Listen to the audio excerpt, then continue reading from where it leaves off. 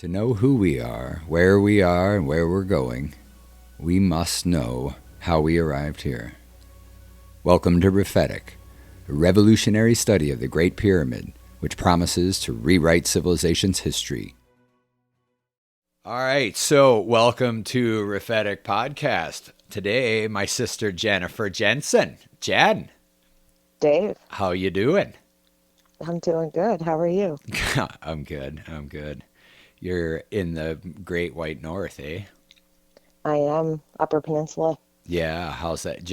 Anna explained to us Yeah, what the yeah, UP was.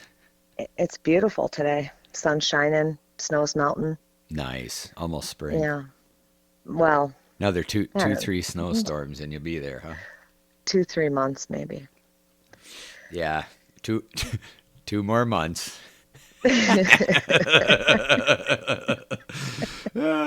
Anyway, so Jen, tell us a little bit about yourself, and then you and I've got quite a history, obviously, our whole lives, but also, from the early days of the project, whatever you've had, Yeah. you've had to listen to me babble on.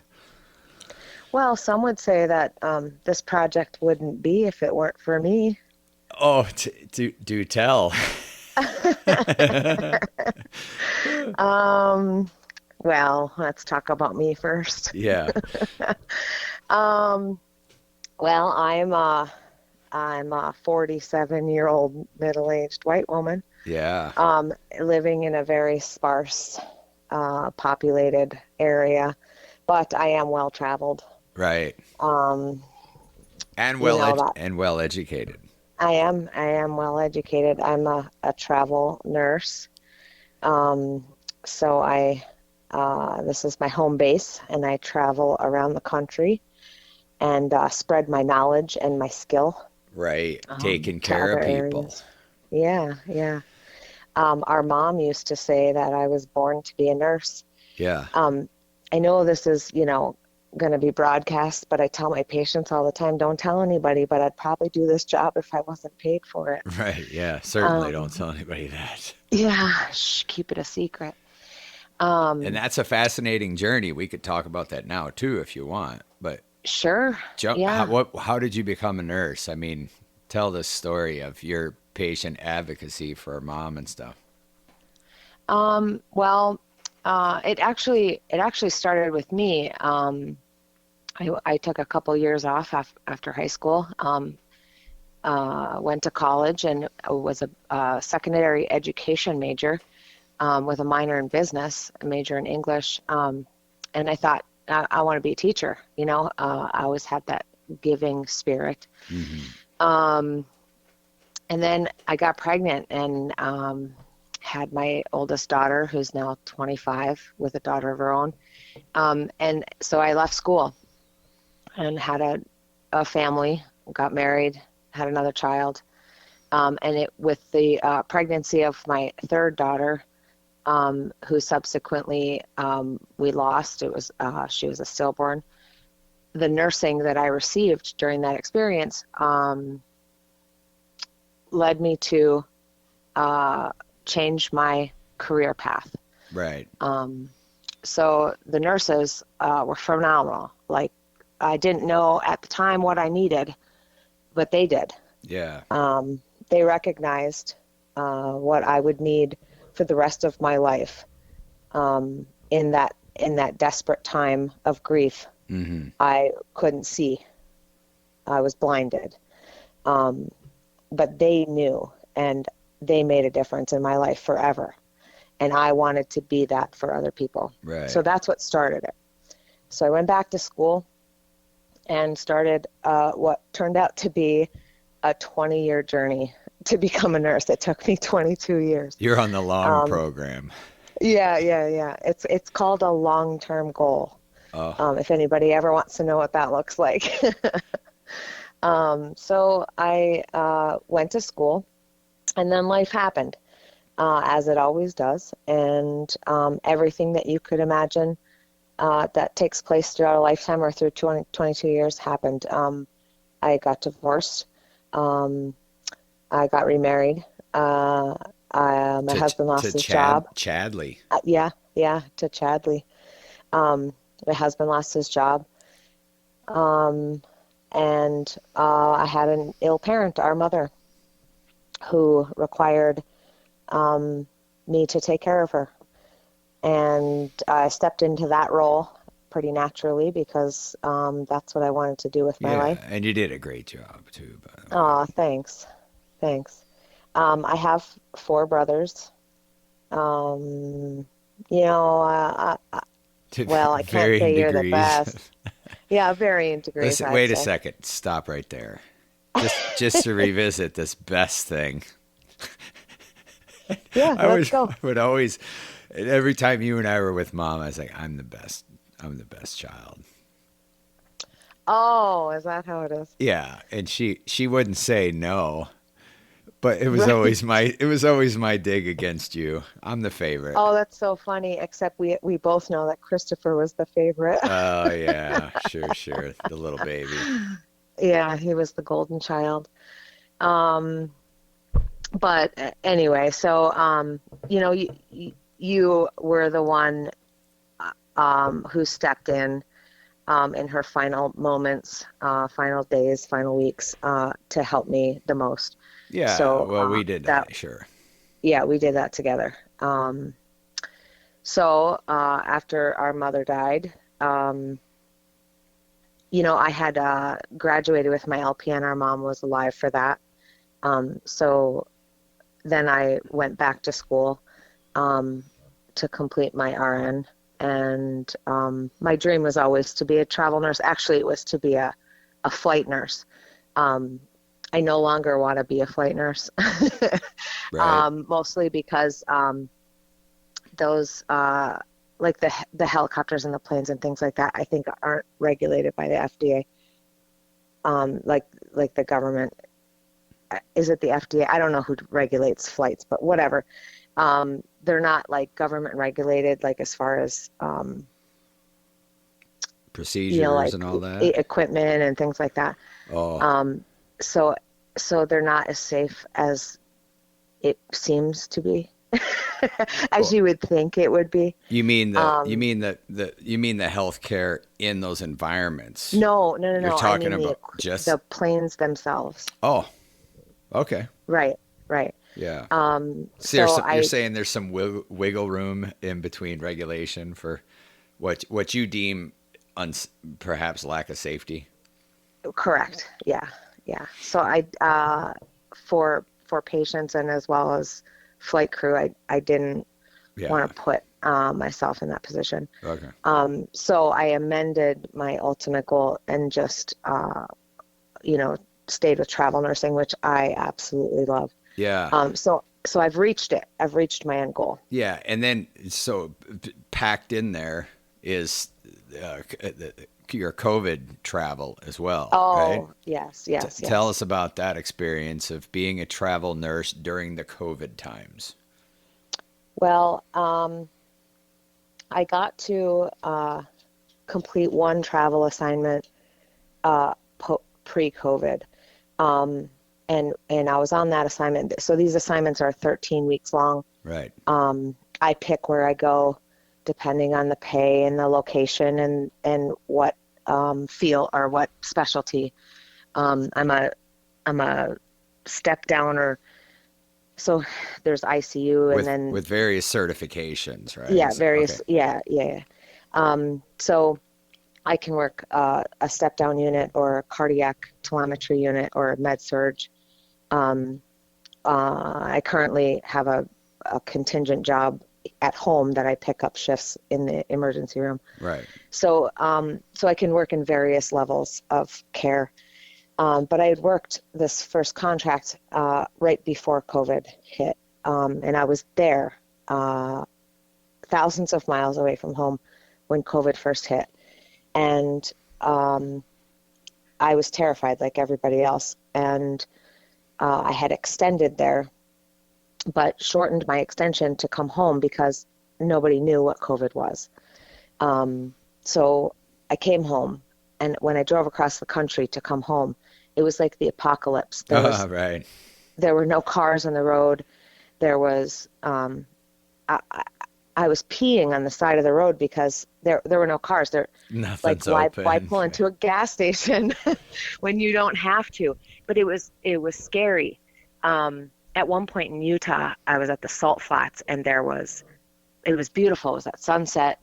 I pulled over into this like pull off where you would normally like take pictures, and I was like, oh, this is going to be a beautiful picture. And I pulled in, and there was a semi there and one other car, and I went to like open my door to get out of my car, and I thought, this is not safe. Right.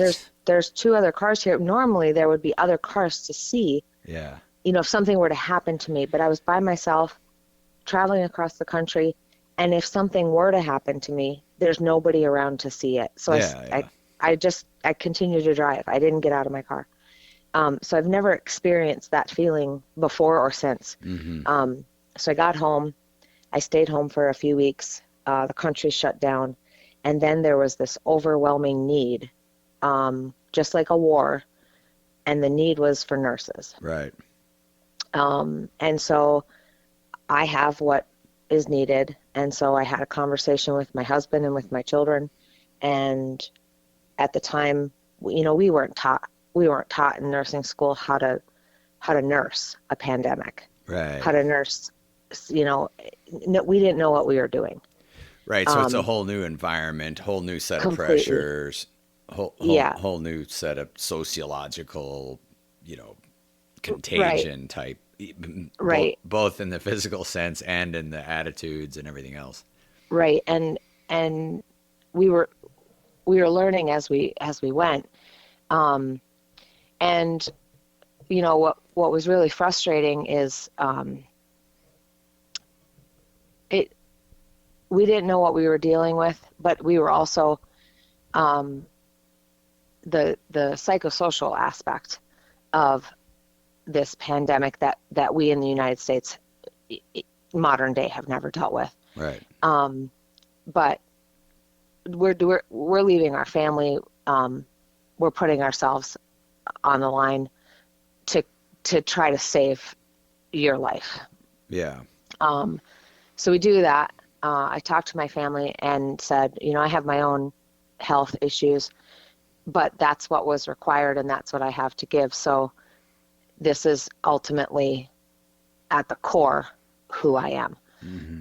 So that's what I'm going to do. But if I get this and I end up in the hospital and I end up intubated or really sick with this, I probably am going to die from this. And at the time we didn't know, what this was. Yeah, we know right. it's COVID, but we don't know what that looks like. So I told them what my wishes were, and we knew that they, wouldn't be able to come see me because I was going to protect them. Yeah, that was all so horrible. Just it was terrible. Just the confines that we all had to, and I say we, but I didn't have to go through it. I mean, can't visit your dying loved one or any of that stuff. That was all just torture for everybody. Yeah. So then I took a contract and went and worked COVID. Where at? Well, first I took one contract in Lower Michigan, and that was when the riots started. So they were the riots started in Grand Rapids, but I was in Kalamazoo, which was I was living in Kalamazoo. That's not where my contract was. Oh, right. Okay. That's where all the cereal's made, right? It's Kellogg is there, yeah. But the Kalamazoo is a college town, and so I was working night shift about 20 minutes away from there, and so the colleges, they would do these protests during the day, and I understand, it was after George Floyd, and I understand all of that, but I would hear these police helicopters all during the day while I was trying to sleep, and sirens and everything all day. Right. And then I would get up and go to work, and we were on lockdown every night because there were shootings every night, and the family and loved ones of the people who were shot, the people who were shot would just get dropped off at the emergency room, but they would gather in the parking lot because they had nowhere else to go. Right. So they had nowhere else to gather because they weren't allowed to gather. And so they would gather in our parking lot. So we were on lockdown every night. And they weren't allowed in the hospital or whatever. And they weren't allowed in the hospital. So I was scared to go to work, but I was scared to be home. Right. And it was 13 weeks of that. So when I left there, I normally in between contracts would take 3 weeks off, but this was COVID and this was different. So I finished on a Friday. And on Friday, my recruiter called me and said, I have a contract for you in Fargo. And they want you on Monday. Right. And if people don't remember, there were these, hot spots, outbreaks, whatever. And at that point, Fargo was one of those, right? Number one. Yeah. Fargo was number one. It was on CNN, actually. Number one in the country. We don't know if we can trust those kind of stats. Well, right. Yeah. It wasn't Fox News, but number one in the country at the time, per capita. You have to say that because, sure. Not number of cases, whatever. Yeah. The amount of money that she was telling me, it correlates to how bad it was. Yeah, sure. So a couple weeks before that, she called me and said, hey, they'll pay you $10,000 a week to go to New York. And I said, absolutely not. Right. No, what's my life worth? Right. So I said yes to Fargo, and I went there and stayed for 6 months. And worked, ultimately I worked COVID for 2.5 years. Right. In different areas. Yeah. And it was terrible. Mm-hmm. What are your top one or two takeaways from working COVID as a traveling nurse? I'm not talking about the political, vaccine, I'm not talking about that, but I'm talking about like the most impactful, meaningful things you took out of that, people you worked with, your patients, stuff like that. I developed some very close personal relationships with the nurses I worked with, because they're the only interactions you could have. They're the people you worked with. They're the people you socialized with. They're the people you depended on. Mm-hmm.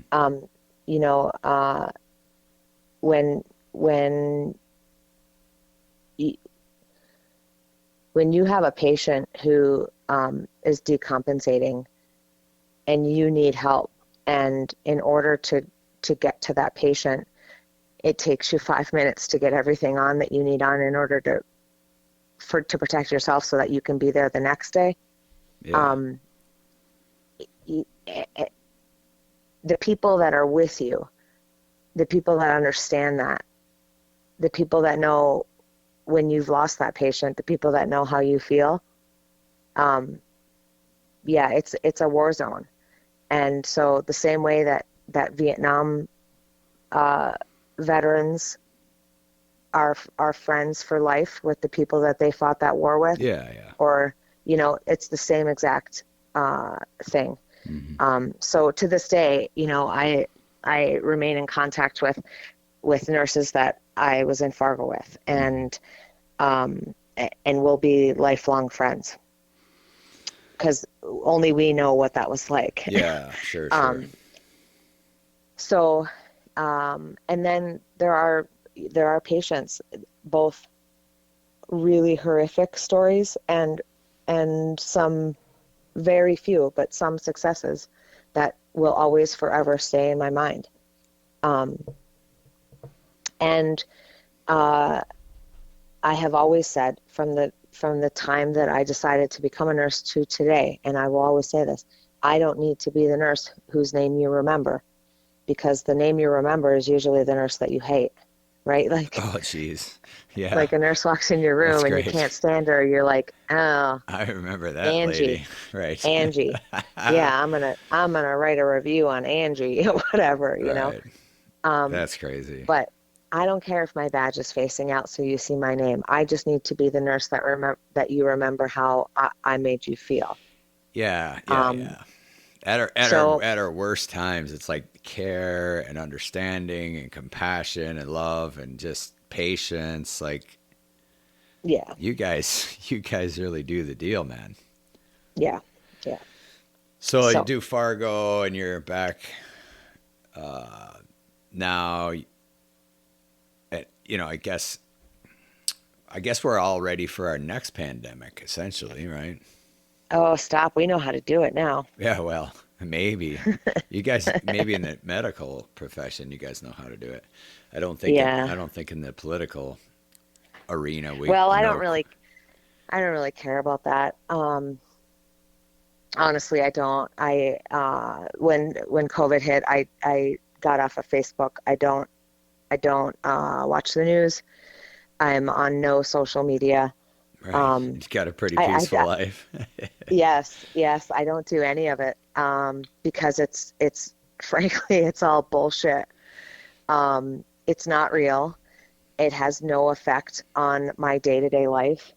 Um, and like when I walk into a patient's room and they have the news on and they're like, "Can you believe this?" Right. I the very first thing I say is, "I don't discuss politics." Right, right, right. No, like, we can talk about your care. We can talk about the weather. We can talk about. I will not discuss politics because it has no value to me. Well, yeah, or at least certainly the day to day or in the job or whatever. Yeah, So, yeah, it just doesn't. well, cool.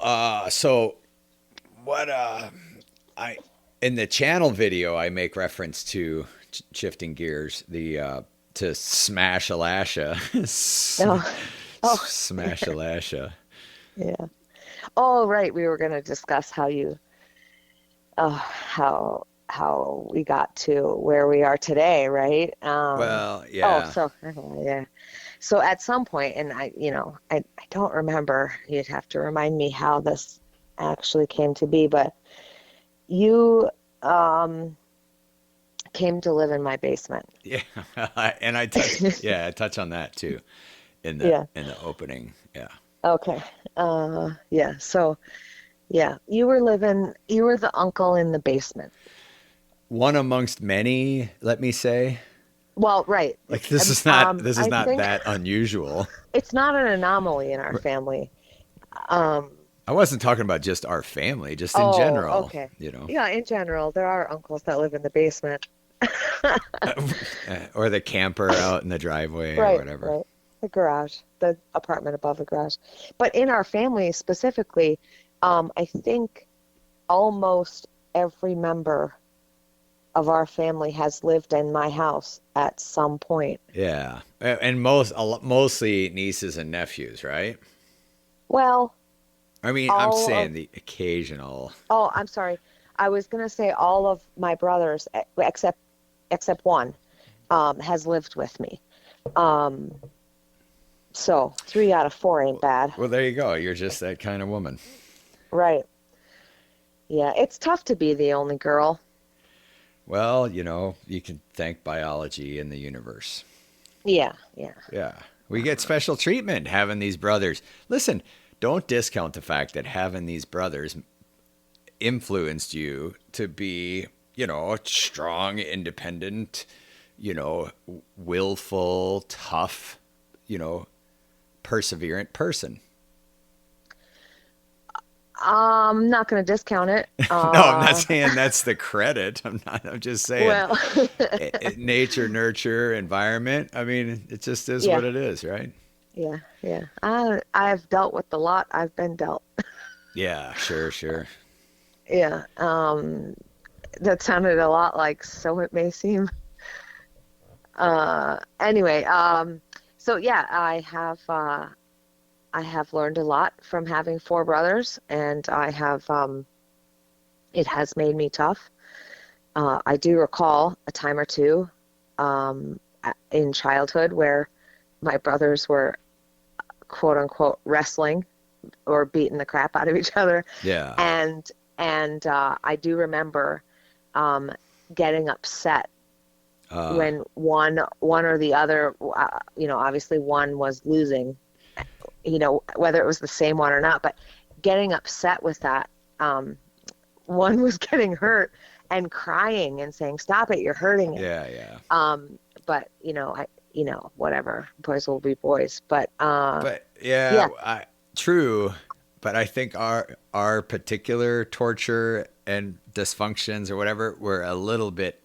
The volume was turned up. It was a little acute. I was just gonna say, I don't think that it was normal Right. or what you would consider normal. I think it was a bit extreme. I think so too. Yeah. I was just having a conversation the other day where I was recommending a couple of books to some friends of mine, and I started laughing. I was like, "Oh, you should read this book. It's about trauma. It's about childhood trauma, but it's hilarious." And then I said, "However, it might not be funny to you if you have not had childhood trauma." Yeah. You and I have talked about that before, Yeah. but Were you recommending Running with Scissors? What were you doing? yes, Oh, and okay. and The Glass Castle by Jeanette Walls. Oh man, Um, that I didn't read that book, but the movie, the story is just so unbelievable. well, it's one of my all-time favorite books, and as a matter of fact, I continually buy the book and then give it away. Um, I have given away maybe 20 copies of that book. Glass Castles by Yes, who was her name? Jeanette. Jeanette Walls. Okay. She, and I don't know if she still is, but she is a MSNBC journalist. Um, but anyway, it's one of my all-time Yeah. favorite books. How about the Cheryl Stray story, Wild? That's a great story too. That is a great story. It is, yes. Anyway, I realized when I said, "Oh, Oh, this might not be funny to it's you. hilarious." It might not be funny to you if Uh, you don't have childhood trauma, but yeah. And see, the person I was talking to does have childhood trauma. oh, I okay. said, "Oh, by all means, Yeah, this read you both of get a these real kick books. out of this. You're gonna So, love it." you know what? Um, Who I was talking to? I think it was a comedian or a friend of mine or whatever. But the point was, things can be funny. They gotta hurt first. Like if Absolutely. you haven't experienced the hurt from something, you're not gonna find it funny. So, Right, right. Um, so to circle back to you, well, um, my favorite you subject. were, yeah, right. It's everybody's favorite subject, Yeah, Dave. Just ask I her. know, I Yeah. know. You were living in my basement, and you were talking about Smash Alasha, saying, "Uncle Dave, when are you going to get a life of your own?" Um, and you had an epiphany, and here we are today. Yeah. Were you? My Right. epiphany was the daydream thing, vision and voice. Which Uh, epiphany? well, you were driving. Yeah, no, of course, right. Yeah, Yeah, yeah, yeah, yeah. And so I talk about that, but I thought you meant yeah. one of many other epiphanies. You know, emotional Well, or yeah, I think you have them daily. I feel like I do. Yeah. Maybe that's strange. Yeah, and it's in the grand scope of this too, you know. And again, I don't want. I'm not, we're not going to steer away from anything, but you know, maybe next conversation or down the road, like I wanna explore some of that childhood trauma dysfunction because I think Yeah. it's, you know, obviously it's super important, and we're not just navel gazing, you know, like Right. with their crystals, although. We couldn't live without salt, so I really do get into the crystals thing. Yeah. But so Yeah, anyway, we could I'm circle a back to that. I'm a firm believer that I wouldn't be who I am today without everything that I've experienced. Yeah, And I you know, I give everything that I've experienced and who I am, I give that away. yeah, that's the Because sharing that there's no other way to help somebody else. right, right.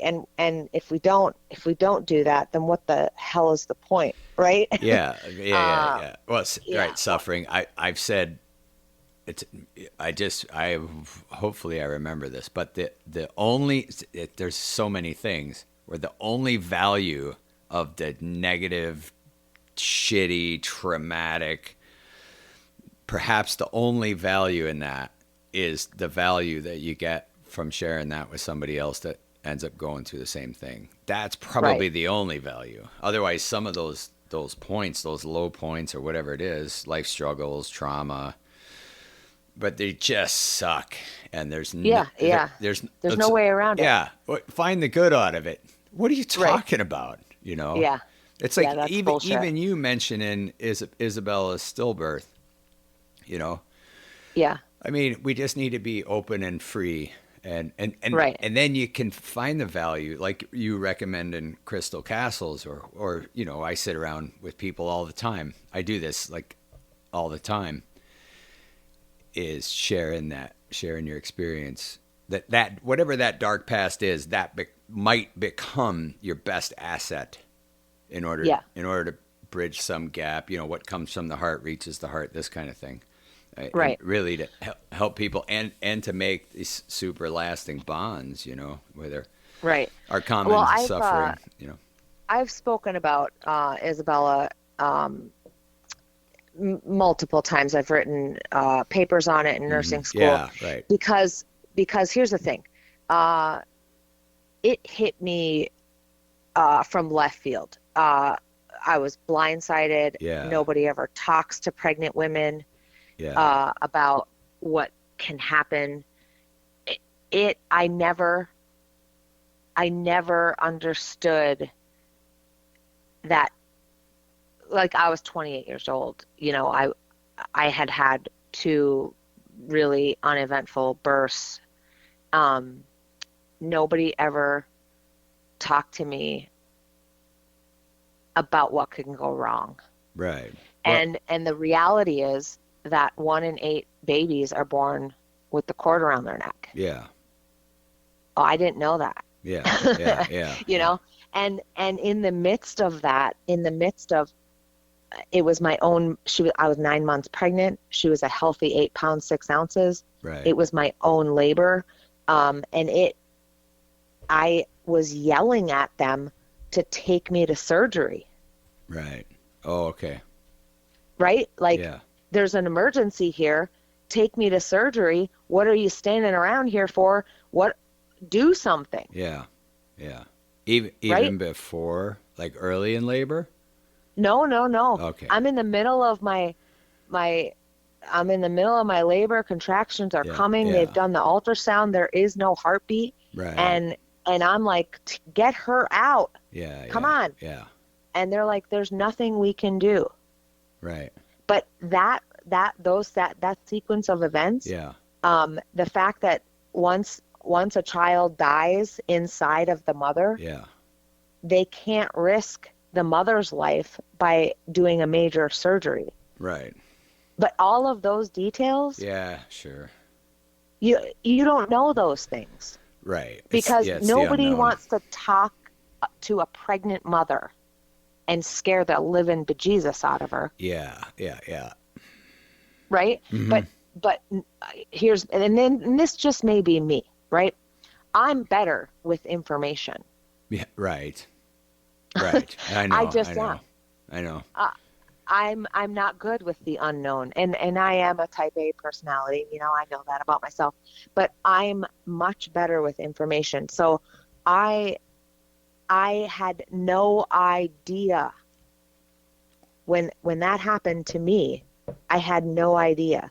I now know a whole lot of information about it because then I educated myself about it. Right. And so I feel it's important for me to educate other people about it. And given, so leading up to that, my good friend at the time who was like there the day that I had her, she had a dream that night. Mm-hmm. And she dreamt that all 3 of my children were playing together in the sandbox. Yeah. And God came to those 3 children and said, I have to take one of you. You guys decide which one. Ugh. And Isabella said, let it be me. It will be easier for her if it's me. Now, I don't know what that means in the grand scheme of things. I don't. But I do know that given a choice, if I had to lose one of my children and how I had to lose one of my children, Isabella was never going to live. Would it have been harder if I would have taken her home and she would have died from SIDS? Absolutely, because I would have blamed myself. Yeah, yeah. She was never meant to live. Okay. And this was the absolute easiest way for her to not live. Yeah. Because there's nothing I could have done. Right. Yeah, and it's a blameless situation. Right. But any other situation, I would have blamed myself for the rest of my life. Yeah. So, So wait, back up. Yeah. Your friend of yours has this dream the night before you're going into labor? Yes. Yes. Okay. And so there's no explaining something like that. No, there is no explaining something like that. Okay. Yeah. Okay, well, thank you for sharing that stuff with us. Yeah. And for my part, it impacted me just in the sense of, gratitude for the day, that kind of stuff. Yeah. And you're my sister and going through that, and I wasn't even there, obviously. I was didn't live by you, but like, I don't know. Anyway, you've shared about it, you've written about it. I only wrote a little essay piece on it called Life is Long. I mean, people, right? Yeah. People lament how short life is, and it's like, wait a second, am I doing this right? Am I doing it correctly? Yeah. If on any given day, any 24-hour stretch, I'm awake, I'm sane, I'm sober enough, like some people aren't, but yeah. It's like, you've got this life in front of you. Here's the gift of the cosmos and an abundant life and friends and passions and dreams and projects and travel and friendships and kids and parents and anything you could possibly imagine doing in an entire lifetime, made up of however many of these days. And right. Isabella didn't take her first breath. It's like, don't tell me how you're squandering your fucking days. Right. Don't save it, man. Right? Yeah. Right. And so that was what I took away from that. It's like, and it's interesting because that's exactly what I took away from that also. Yeah. And there's a plethora of other lessons that I took from that.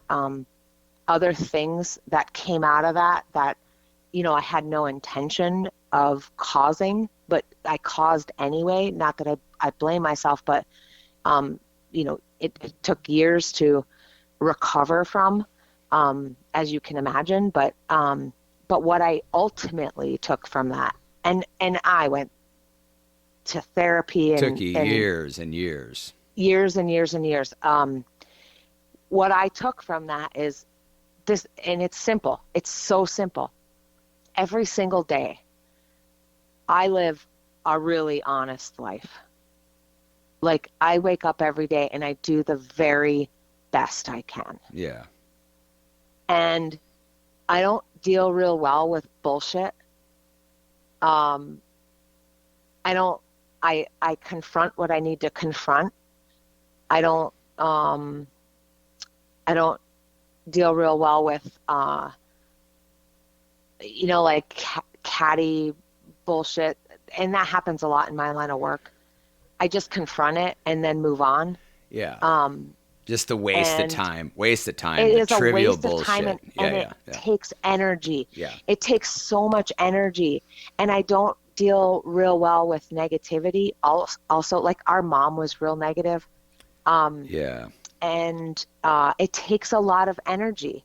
I mean, and I love her. I loved her. Uh, I talked to her every single day when she was alive, sometimes multiple times, Yeah. and I loved her up, and I still do. And I gave her every ounce of everything that I possibly could have. Yeah. Yeah. Yeah. Um, but But I also, it's how much labor and energy oh is yes, involved in being negative. yes, yes. And she was a very negative person. Um, but it takes so much more energy to be negative and to look at it. I can't do it. I can't do it. I wake up every day and I do the very best I can to be a good person and to be honest in everything that I do. Yeah. And I just can't deal with bullshit. Right. I just Right. can't do it. Yeah. And that's it. That's as simple as it is. Um, it's just, I love to travel, and it's not just with work either. I travel all over the world now, but my job allows me to do that. And um and we bought a house, and we have redone the house in 7 months, and I'd love to be at my house also. So I have absolutely everything that I want in life right now, Mm-hmm. and I'm living my best life, and I'm near my granddaughter, and I spend as much time with her as I possibly can. Yeah. And I love my kids, and that's it. Yeah. That's it. And then there's It's Chad. simple. Well, Yeah. No, no, no. yeah, He's a fixture. He's a, yeah. No, no, no. I love to travel with him. yeah. Yeah. Yeah. Yeah. Yeah, yeah. Yeah. You guys are a good pair. You guys are good. So, okay. Well, yeah, there's a slight little thing in there that I see come up. I see it come up quite a bit in like friendships and even relationships. It's like all the time people, a lot of the time, most people. Now there's a lot that don't. There's a lot of genuine people that want to share, share and give, right? Yeah. But a lot of times people are inviting you to play a role in their life, whether they're complaining, whether they're miserable, whether they're whatever they're trying to do, they need people to co-sign this bullshit. Right. And whether it's catty gossip stuff, whatever it is, it's like, and so part of that entry, you either accept it or you don't, but it's subtle. It's like, Oh, yeah. it's so subtle because it's like, oh, wait a second. That's the role you think I serve in your life, right? Right. Wait a second. Right. I don't remember signing up for that. But in fact, you did. You Yeah. did. Yeah. And you Yeah. allowed it to continue, or whatever the case is. I was thinking, I don't know. I get these examples of over and over. It's like people want you to serve. Oh, here it was. It was something like Gramps always used to say, you can pick your friends, but you're stuck with your family. And it's like, Right. okay, No. but now suppose you're in a super dysfunctional relationship with certain aspects of your family, right? Right. Well, that's like intended to be bound and restrictive. You can't get out because you getting out now reflects on the fact that those people ought to examine what they're doing also, right? Well, right. But then there's the premise that you're expected Yes. to Suffer just with put up us. with it. Yes. Right. Right. Right. Right. And Oh, that's and I cry, Uncle. No. yeah. Because Yeah. Yeah. and I've recently had this epiphany, if Right. you will, Yeah. with our brother. Yeah. I just recently put my foot down. Well, I've put it down Yeah. many, many, many Yeah, sure. times. But he and let me name which brother this is. Well, you don't have to be that specific. You don't have to. Well, but I well, Because okay, I'm going to yeah. be talking to him too. So, and Oh, you guys okay. are all going to listen to. You guys are all going to listen to each one of these. So Okay. I get it, Well, but you got to anyway. set a boundary and make decisions. Yes, yes. Anyway, he tried to contact me through my daughter, And she came to me and said, he wants your address to invite you to this event. Mm-hmm. And I said, no. Yeah. He knows what my number is. Right. Sure.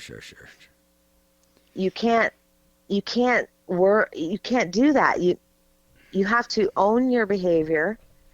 If you want to talk to me, you have to call me, take responsibility and accountability, and then move on. Yeah, move through it. But not in this veil of darkness, right? It's like nothing, Yes. all the sickness exists in darkness.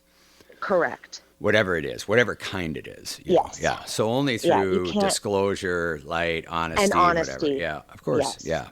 Yeah. All right. So, but that's the very thing too. And just to touch on that, I spent a week up there, and people go through phases and make serious changes, and everybody's maybe in the process of changing something.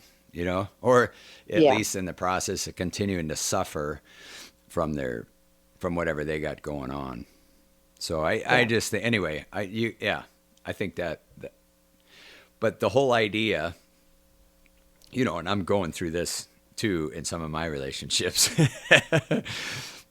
but and I've talked to my friends about it, and it's like, is it me? Like that, I always start there. Maybe I'm wrong. Is this me? And then no matter where you go, there you are. Yeah, well, that too. But it's like, if you can check the box that, you know what, I'm not robbing anybody's peace.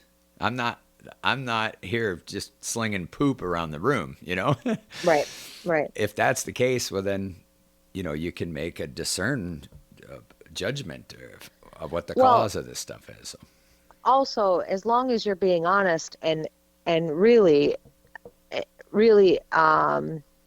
evaluating what your expectations are.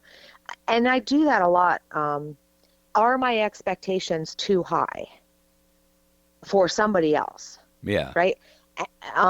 So, and here's where I come to the conclusion that they're not, because my expectations are what my expectations are for my life. And if I'm able to, and they're really not, they're not very that stringent, right. So going back to what I said before, my expectations are honesty and generosity, really, and I don't want somebody to look at me and say, well, what can I get from you? Sure. Yeah. And that's really it, unless they're specifically asking for a specific kind of help. Right. Okay. Right. But in saying that, if that's all you're ever coming to me for, if you're getting and never giving, I can't do that. Yeah, sure. There needs to be reciprocal. Give and take in a relationship. Well, give. I don't even use the take part. I don't use the take part because it swings the door open to. That's true. It's a peculiarity. Whatever. Yeah. It's just a peculiarity of mine. But anyway, so I constantly reevaluate if my expectations are too high. Like, am I saying all the time, like you would say to a 2-year-old, don't do that. Yeah. Do the right thing. Well, they're learning, right? So you're constantly correcting. Yeah. But I shouldn't be doing that to a grown-ass adult. Right. Hey, right. Let me throw in one critique of this do the right thing philosophy, okay? Yeah. And again, I'm not being too overly analytic, I think, but I've confronted this a couple of times in my life where there is clearly two things that there is no right thing. It's just two shitty choices, or 3 or 4, and there's just which one has the least amount of suffering involved in it. Yeah. And so I don't even know that falls into a philosophy of do the right thing. So we can go on about the do the right thing philosophy. I get that, with the exception that there are, choose between the lesser of two evils Yeah, when and there's just also no clear right thing to do. understanding that sometimes not making a decision is also a decision. Yeah, Like, I yeah, mean, we could debate that all day, and and that's fine. That's fine. I completely get that. But it's not my job to, and I have a certain person in my head when I'm saying all these things, but um it's not my job to keep saying that over and over and over again. right, Like sure, it's, sure. I'm not your mother. I did not birth you. Yeah, yeah, yeah. You And know, doesn't just apply to family, it applies to everybody. But if right, somebody wants to exit or not participate in your life, let them. right. Yeah, Just yeah, let them do that. yeah. It's See you like, later. so. And speaking of that, just again, open like a old topic. We haven't talked about this in forever, but early on, what I was probably 19 or 20 or whatever, you might have been 14, 15. Or no, that's not true. It was later in my 20s where I had my family and whatever. And one day I realized, I was like, oh, my sister Jennifer. Like, I was so consumed with self, particularly back in my drinking, drugging days. Mhm. But then even in my life, you, for whatever reason, birth order, lost child, you know, and Christopher now falls in that category as well. but Yeah, I didn't spend enough time being your brother and sharing with you, or just offering the attention and building the relationship and all this stuff. So it was one of my, the amends process was like, hey, that is shitty of me and that's wrong. And I want to try to do something about it. And I didn't know whether you suffered from it or not, or whether you felt ignored or not listened to or underappreciated. I didn't know any of those things. I just knew that me not investing in our relationship was certainly wrong for me, because you were offering nothing other than just this sisterly relationship, the give yeah, part. yeah. And so I made that amend. Do you remember me talking with you about that? Or not Um, specifically? Not specifically. No, no. So here's my memory of our young relationship was, you came to see me in Kentucky. Do you remember that? I was 12. I think so. I was in foster care. Yeah, I Um, don't remember the details about this. well, well, if I was 12, you were, how many years older than me are you? Are you 5? Yeah, I think So 5. you were heavy drinking, drugging years. Yeah. So you may not remember. Yeah. But I remember that. And that was very important to me. Yeah. And didn't we just Um, sit and have dinner or something at dad's or visit? Or did I no, no, come no, to no. I don't remember. It was not dad's because I was in foster care. Okay. But I came to visit you? You came to visit me in my foster home. Okay. Okay. And yeah, it was a one night deal. Like you might have been visiting dad, but I was not at dad's. Yeah, yeah, yeah. Um, but it stands out in my mind because before that, the last time I saw you was in Colorado. Yeah, right. Um, so that had been, a few years. Right. So that you took time, like my older brother, who's like a grown up, right? Yeah. At Like, 16 or 17 or whatever. 17. well, yeah, whatever. Came to see me. I was like so impressed, right? Mm-hmm. Um, and then after that, I was 18 and coming to see you in St. Louis.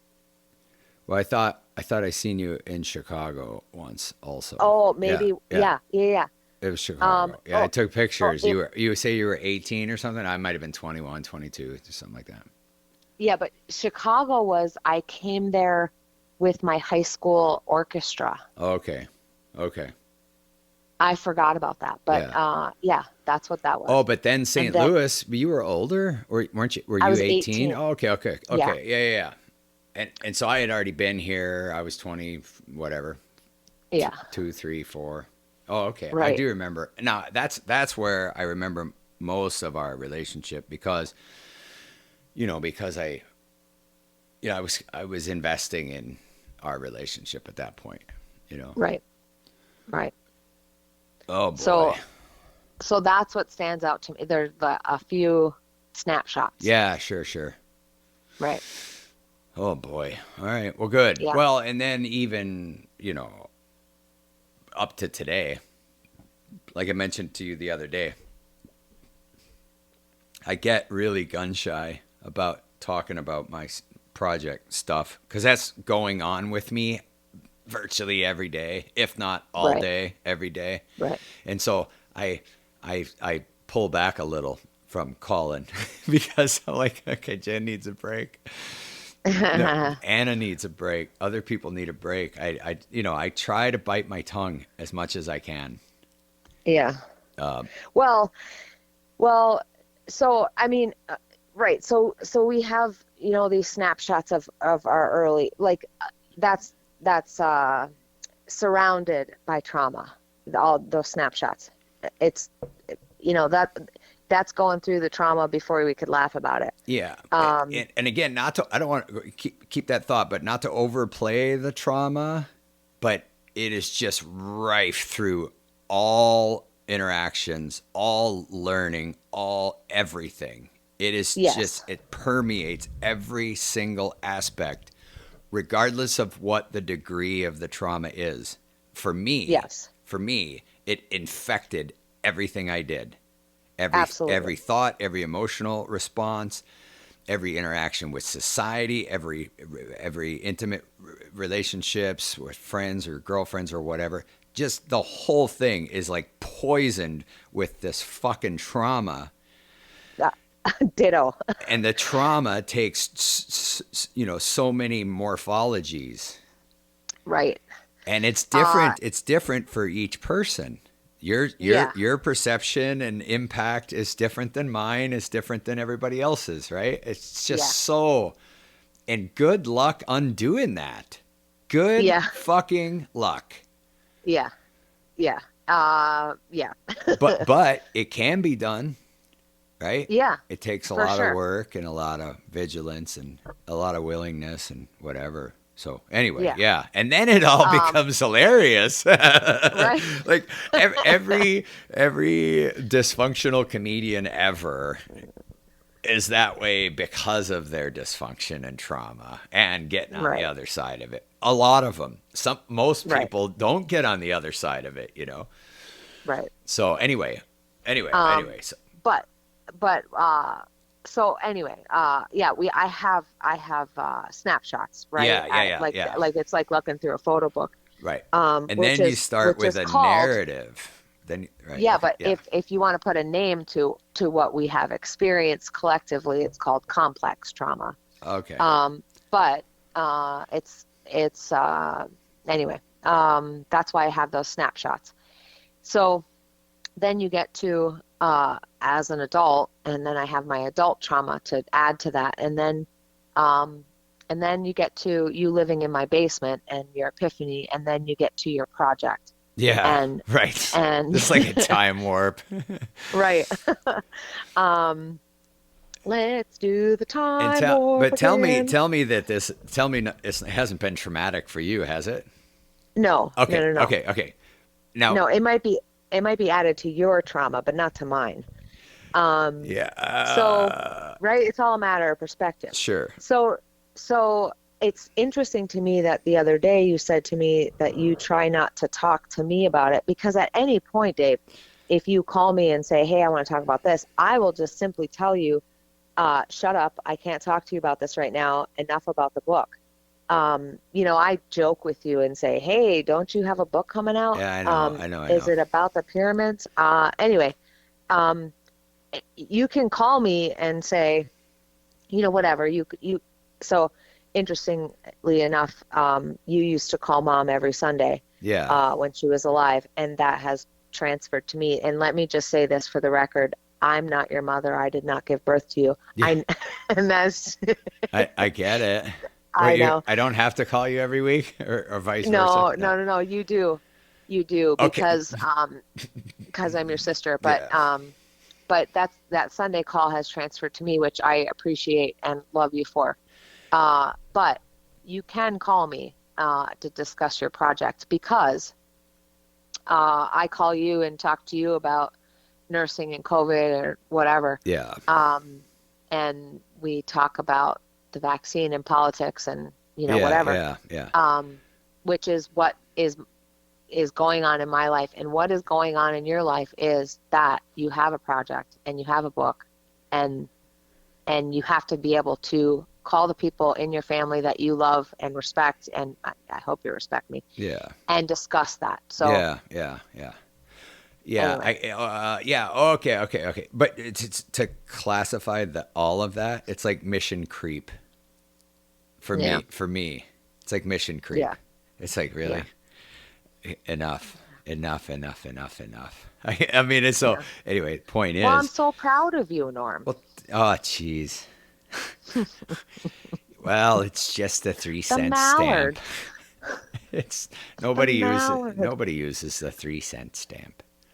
Oh, Yeah, oh, sure they do. Every time they've changed yeah, the raise the price of postage. yeah. It's the mallard. They announced it. The Yeah, the Houtmans won. What the Houtmans? Gotta eat a good breakfast. Okay, yeah, so anyway, so I would just describe that as mission creep, and I guess, hey, isn't this the case? Isn't this the case a lot of times? Is like when if I'm just sick of hearing myself about something, yeah. at some point it'd be like either I'm gonna stop talking about it or I'm gonna just get it done and shut up about it. Well, yeah, you could do that too. Yeah, I'm not going to no, say that no, you can't just get it done and shut up. I, but you are saying that anyway. No, of course, I get it. Okay, but we're moving in that direction. That's the point. And then Yeah, I also talked to Jeremy, but this popular discussion, I don't know what help that is going to give me, right? In terms of finishing the book, I feel like it's really pushing on me. So, yeah, we're outlining the topical presentations, video, and orthodox critique, this kind of stuff. And I think that, again, the oration or the sharing of it and feedback, et cetera, I think that's a big help because, and then also, let's say it's like a soft launch, right? The popular conversation. Well, if I want feedback, I'm going to get it, both negative and positive, right? well, you're going to get it whether you want it or not. I know, but it's almost like a soft launch. It's almost like well, let me kind of bleed this out there a little bit and Yeah, see. see what people are saying. Yeah, well, yeah. I mean, it's not going to make any difference on whether I know, what I have to say, I know. but it'd be like, oh, well, there seems to be a good appetite for this stuff, da da da da da, or oh, I made an error in this observation, Yeah, as pointed yeah, out by somebody. Oh, I still got plenty to learn, right? So, right. and I think that will ultimately help the book too, whatever. So, Yeah, well, you always have plenty to learn. But most importantly, I want to read the book. yeah, yeah, yeah, okay, yeah, I'm with you there. Yeah, And then again, people, and I hope nobody reads that early paper, right? But you read, I did. you slogged through it. I did. And I asked Jeremy the same thing because he has read through a super early shitty draft of the book. But what was your takeaway from the paper, let's say? Not technically but just Well, yeah, an overall impression is get this out there yeah, because okay, yeah. because it changes. Do you remember our conversation after that at all? Do you I remember mean, I remember me? a lot of what yeah, I remember you being very passionate and in like invested in trying to describe the effect of it all, right? Right. Okay, I do Right. remember Like that. it absolutely changes what we think we know and what we think we believe Right. based on what we've been told or taught, or history has been written according to what, like according to what, uh, whether it's been, what's the word? Whether it's been An intentional illusion or just right ignorance or or right, hubris. Right. right, But right, but but but but generally a false start, right? Because you correct. don't Yeah, expect somebody to get something correct from the beginning. As a yeah. matter of fact, it seems axiomatic that we need to be wrong in every aspect before we can be right. Well, and let me compare this to something, because I've said this for the last 3 years. It's when you stop changing is when you should question it, Yeah, okay. right? Yeah. Because it's when you get new data that this is go back to third grade science, right? It's the scientific method. Yeah. It's when you stop changing what you know is when you should be really, really suspicious. Yeah. Yeah. You get new data and then you change what your hypothesis is Right. based on new data. Yeah. So it's all very basic. It's all very simple. And this Yeah. is, everybody's complaining, well, the CDC changes what we should be doing for COVID. Well, yeah, of course they do. Yeah. Of course they do. This is something new. They get new data, new information, and then they change what you should be doing based on the new information. That's what you should be doing. When they stop doing that, that's when you should be suspicious. Yeah, and look, and again, just again, like let's say just a gracious reading. It's like, well, you got to start with, you almost have to overcorrect at the beginning. Yeah. It's because you don't have 6 months data, you don't have the first year's data for the Right. impact of vitamin D or the Right. the proclivity of the comorbidities like obesity and things like this. Right. You don't have any of that data 4 months into a pandemic.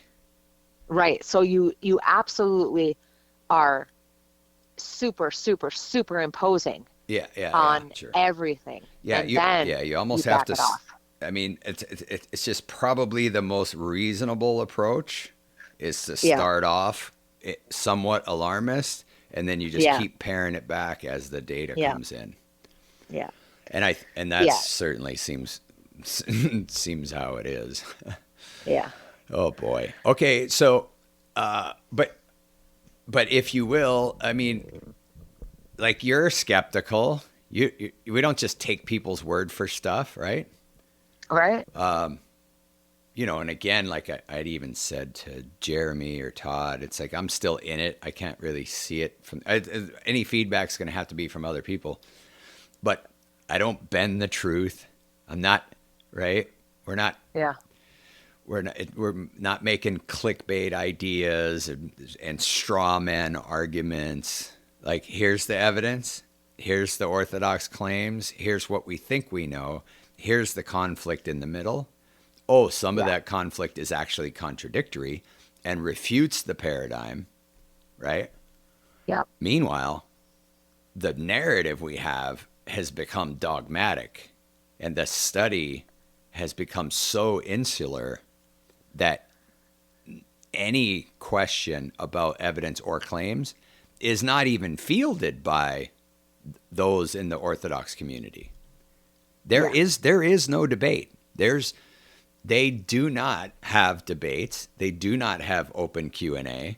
They write their books. It is what it is, and that's it. Yeah, we regurgitate the narrative and the combined paradigm, and there's a stack of evidence which is obscured or ignored or dismissed or discounted. And they, whoever they are in this case, the people that have, and to their credit, they didn't create the narrative. They didn't. Right. They inherited it, right? Yeah. Yeah. So this is it. Generation after generation after generation, we've inherited this narrative. Like we talk about why do we cut the ends off the meatloaf? Oh, because grandma did it, you know? Like, Right. Oh, why do we still have daylight savings time? Well, because it was easier for the farmers to vote. okay. Yeah. Well, I'm It's, just, you know, yeah. Here's what you've inherited, and we don't know why we keep doing it that way. No, well, you could expand that, and I'm sure it'll come up at some point. But representative systems of, you know, of a representative federation instead of a pure democracy. It's like we just inherited that, right. in all its pitfalls. You know, representative republic. I'm sorry, I couldn't think of the word. Federation. So Star Trek. Yeah. So that's funny. Anyway, well, and Mom makes it into the conversation again. yes. You see something there, Margie? Yeah. No, I just thought I was gonna puke. Yeah, for sure. Okay, well, listen, we've done an hour 10 or so. Well, Okay. let's talk more about. You can give I want you to be able to just give maybe that same feedback that you gave before. Okay. We don't have to do it all right now. And then there's other stuff. Like, I know at least once, like, do you remember the phone call when I was just literally in the middle of like a complete breakdown? Do you remember that one? I was pacing out in front of where I was living, and I just couldn't take whatever the pressure was, like the whole. Yeah, I do. And I don't obviously I don't know that I was blowing it out of proportion, and that doesn't matter. But what mattered was I was feeling the entire pressure of this entire project on me at the moment. It was probably 2 years into it or something like that. And because I've talked about this a couple times, but it's like if you're pushed to a frontier, some frontier project or objective or whatever it is, right? You are incapable of everything that is in front of you. Like your knowledge, your skills, your preparation. There's no way you could possibly prepare for what this thing is.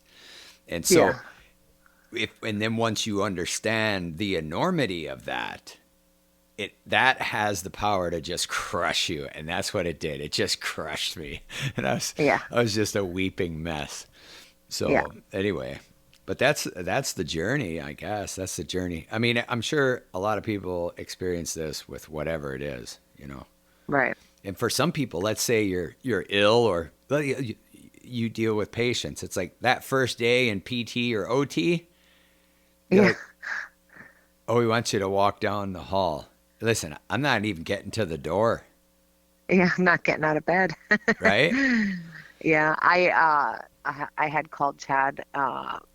This just happened 2 weeks ago. I had called him not that long into my shift from the bathroom crying. Yeah.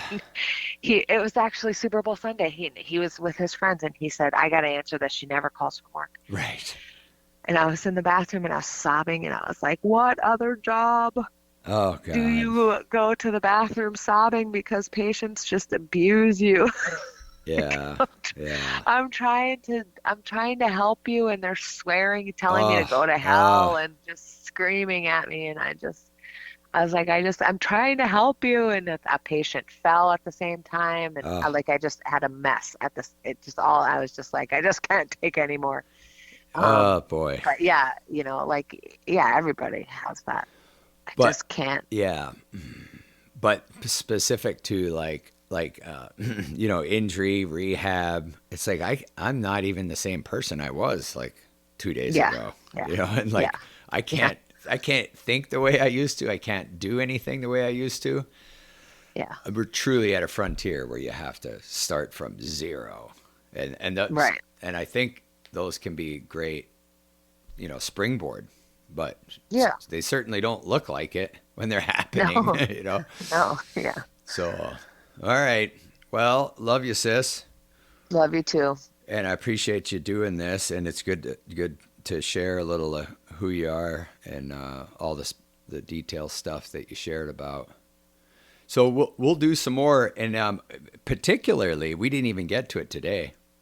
I want to understand.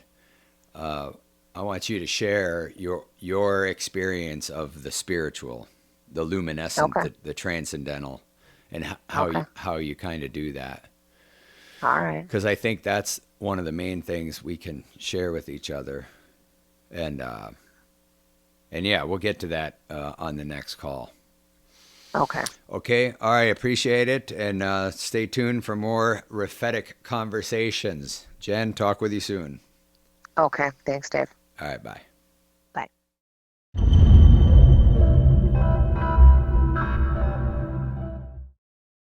To know who we are, and where we're going, we must know how we arrived here.